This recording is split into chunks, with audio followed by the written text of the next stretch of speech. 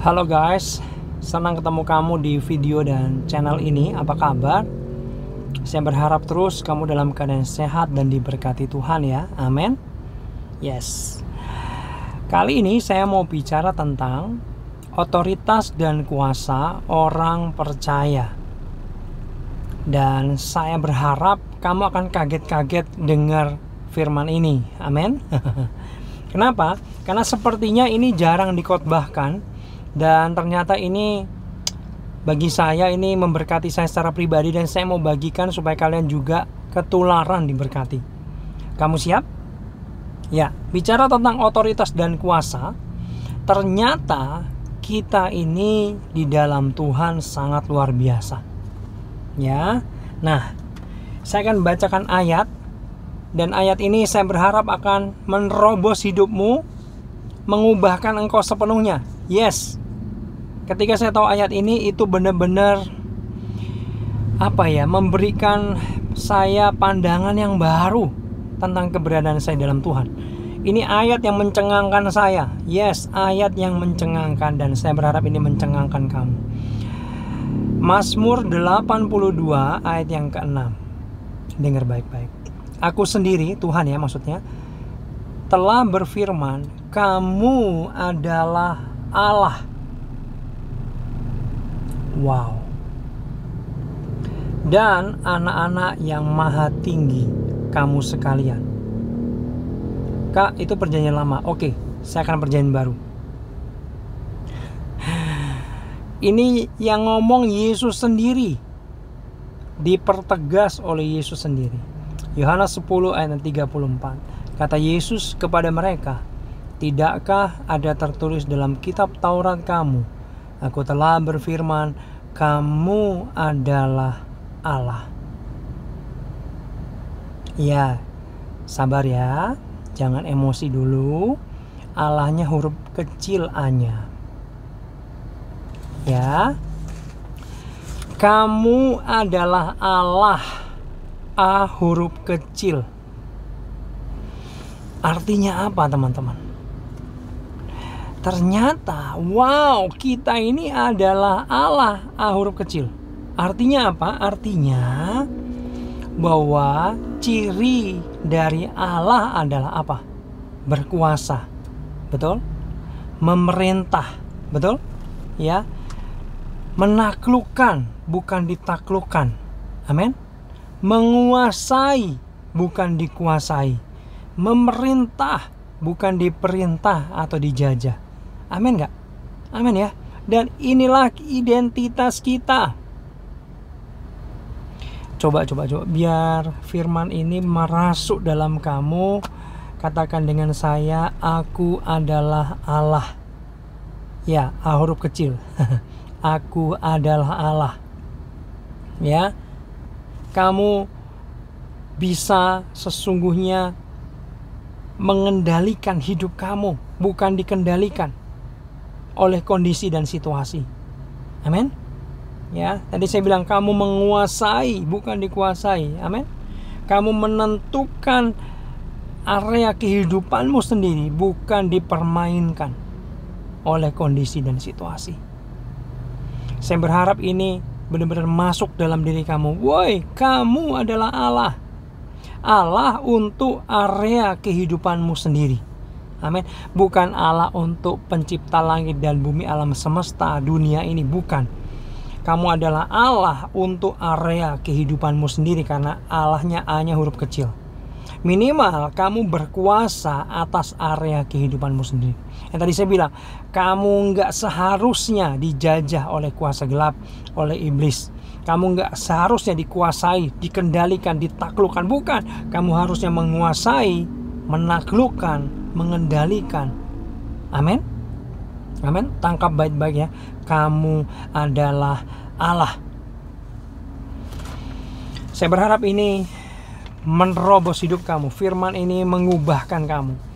Woi, yang sedang lemah, yang sedang merasa nggak berguna, yang merasa nggak bisa apa-apa, yang merasa rendah diri, yang merasa bukan siapa-siapa, dengar ini, kamu adalah Allah. Ya, guys, saya percaya iblis gak suka ketika kamu dengar kebenaran ini. Bodoh amat. Kenapa? Karena Alkitab bilang firman itu atau kebenaran itu akan memerdekakan. Yes, pegang kebenaran ini bahwa kamu adalah Allah. Itu akan memerdekakan kamu. Itu akan melepaskan kamu dari belenggu-belenggu setan dan iblis. Tahan setan. Anak-anak Tuhan yang dengar ini hari ini sudah tahu kebenaran bahwa Dia adalah Allah. Dia memerintah atas hidup mereka. Dia mengendalikan. Bukan engkau lagi setan. Yes. Ya. Kalau dikatakan firman tadi kamu adalah Allah, artinya kamu memiliki otoritas dan kuasa di area hidup kamu. Ya, kamu yang memerintah, bukan iblis atau kondisi buruk, bukan. Tapi kamu yang mengendalikan, kamu yang memerintah, kamu yang berkuasa. Amin. Dan dikatakan tadi ya, kamu adalah anak Allah yang maha tinggi. Wow, kamu anak Allah. Yes, kalau kamu anak Allah, jadi gini.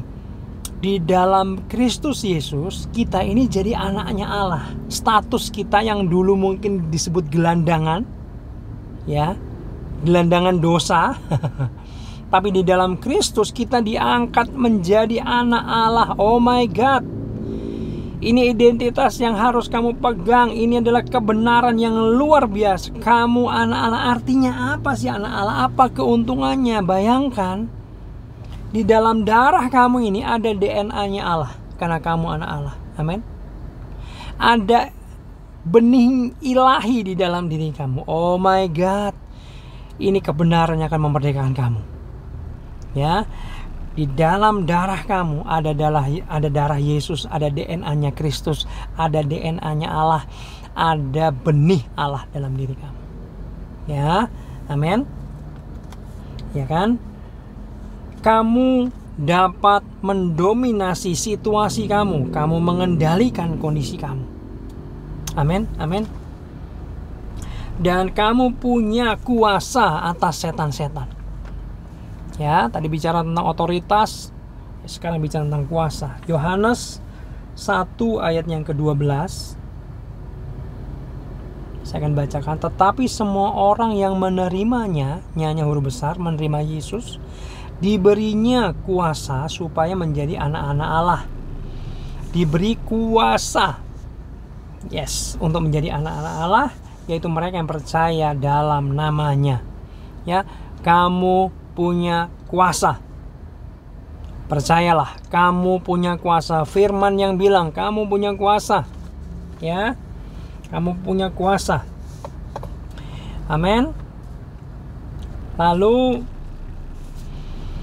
mungkin teman-teman, ini waktunya kamu berdiri tegak dengan otoritas dan kuasa Tuhan. Ya, menghalau, mengusir, menghancurkan setiap musuh atau kuasa-kuasa roh jahat, setan-setan dalam area kehidupan kamu. Mungkin ini waktunya kamu berdiri, kamu hancurkan benteng-benteng dalam hidupmu yang sedang dikuasai, yang sedang dibangun oleh iblis.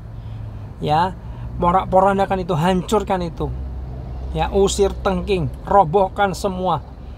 Ya, kamu hidup dalam kemerdekaan ilahi. Amin. Ya. Lalu Alkitab juga bilang keren banget di Markus 16 ayat yang ke-17. Ya. Saya akan bacakan. Tanda-tanda ini akan menyertai orang-orang percaya. Ya, kamu orang percaya kan? Mereka akan mengusir setan-setan demi namaku. Woi, kamu bisa ngusir setan. Kamu gak perlu takut sama setan. Kamu bisa ngusir setan. Ada kuasa di dalam diri kamu. Mereka akan berbicara dalam bahasa-bahasa yang baru. Ya. Lalu selanjutnya Yakobus 4 ayat 7. Karena itu tunduklah kepada Allah dan lawanlah iblis, maka ia akan lari daripadamu. Woi, yang lari iblis, bukan kamu. Amin. Ya, kamu perlu hidup dalam kebenaran, baru kamu melakukan pengusiran setan. Ya, Alkitab bilang tunduklah kepada Allah.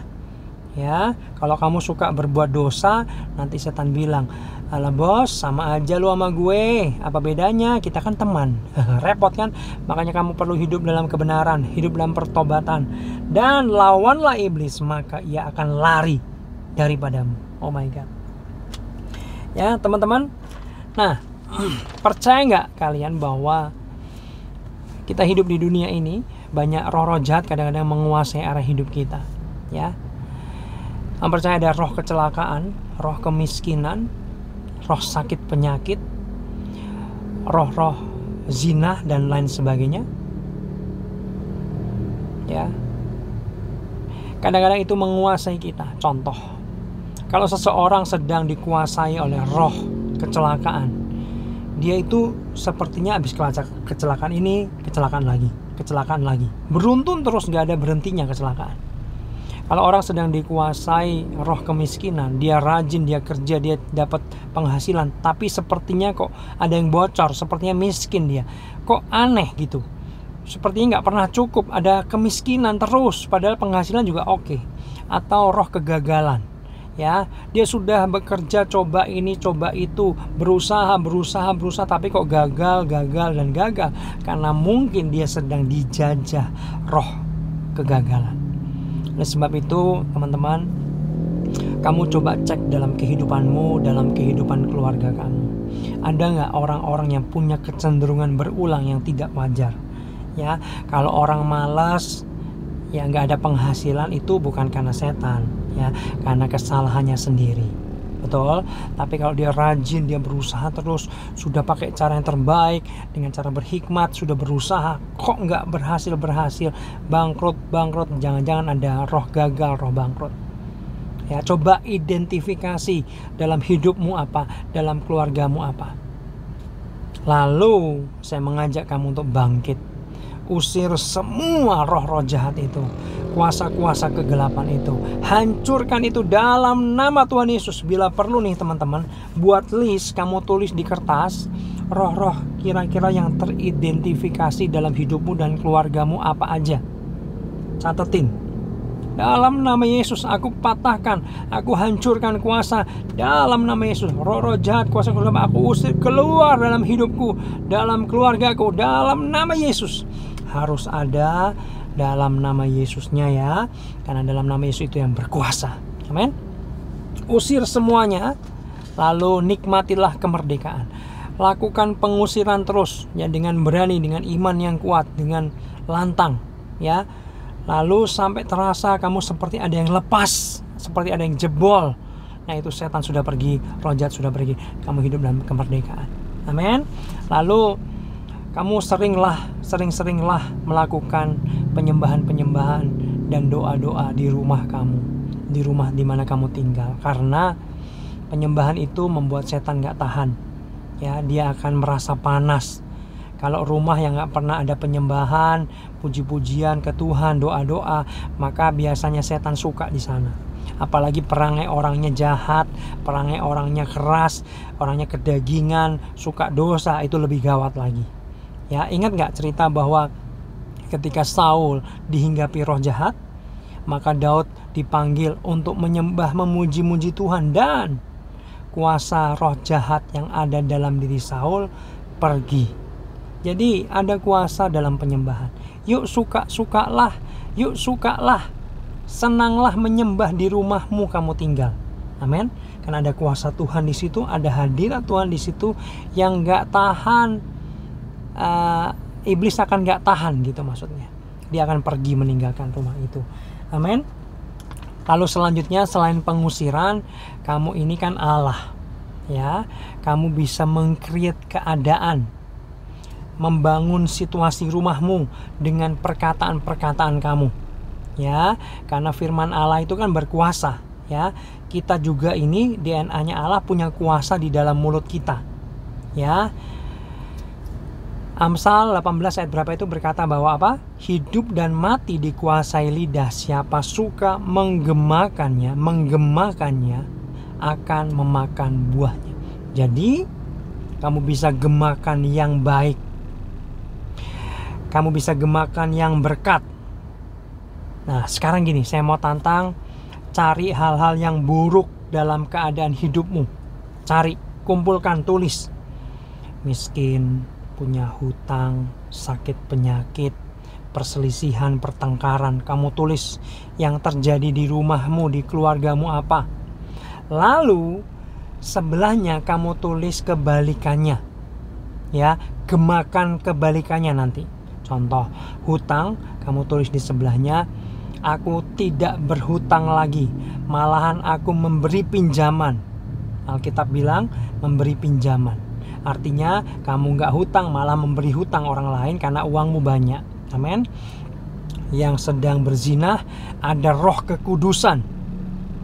Ya, yang sedang mungkin ada perselisihan, ada persatuan atau kasih. Ya, lalu kamu dengan lantang kamu berkata, menggemakan, dalam nama Yesus, di rumah ini, di keluarga ini terjadi pemulihan, terjadi kasih, terjadi persatuan dalam nama Yesus. Tidak ada hutang, hutangku lunas, hutang keluarga lunas, dan malah aku memberikan pinjaman karena ada berkat berlimpah dalam kehidupanku. Tidak ada yang sakit lagi, sakit sudah disembuhkan, semua sehat dalam nama Yesus. Tidak ada kegagalan lagi, tapi diberikan Tuhan keberhasilan. Tidak ada kekurangan lagi, tapi Tuhan berikan kelimpahan seperti di Yohanes 10:10. Tuhan datang untuk memberikan kelimpahan dalam nama Yesus. Ucapkan terus teman-teman. Ya, deklarasikan terus. Ya, gemakan terus, maka kita bilang kamu akan menerima atau memakan buahnya. Buah yang kamu gemakan, berkati gemakan yang gemakan yang berkelimpahan. Ya, sesuatu yang kebenaran, sesuatu yang kudus. Amin. Amin. Maka kalau kamu lakukan ini, dengar baik. Hidupmu akan mengalami pemulihan yang dari Tuhan. Amin. Ingat, kamu punya kuasa. Kamu adalah Allah. Kamu adalah memiliki DNA-nya Allah. Kamu adalah anak Allah. Kamu punya benih ilahi dalam diri kamu. Kamu bisa menguasai keadaan kamu. Kamu bisa memerintah. Kamu bisa menaklukkan keadaan sekitar kamu. Amin. Bukan kamu dijajah, ditaklukkan, bukan. Kamu menguasai, kamu bertahta di sana. Artinya kamu seperti Allah untuk menguasai keadaanmu di sana. Katakan amin. Saya percaya ini bisa menerobos hidup kamu, memberkati kehidupan kamu. Lalu kalau kamu sudah mengalami kelepasan dari Tuhan, kemenangan dari Tuhan karena firman ini, boleh ya nanti cerita kesaksian. Chat DM saya atau di WA saya yang sudah ada di deskripsi ya. Saya tunggu cerita kemenangan dan pemulihan yang Tuhan lakukan di dalam hidupmu dan keluarga kamu. Amin. Tuhan Yesus berkati.